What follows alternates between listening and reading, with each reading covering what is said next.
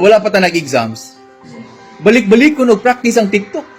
Hangtod makuha ang TikTok. Pero, inigabot sa exams, mag-study ka o sara.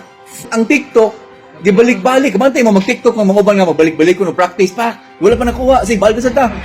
5 ka buok nag-TikTok practice. Waagyoy nag-study og 5 ka buok. Group study.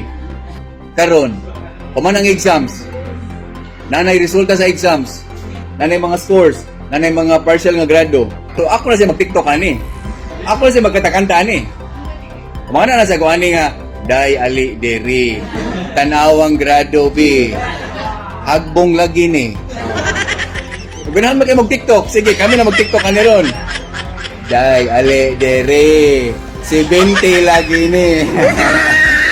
Wa ka pasar ni. Oh. Iparing mama B.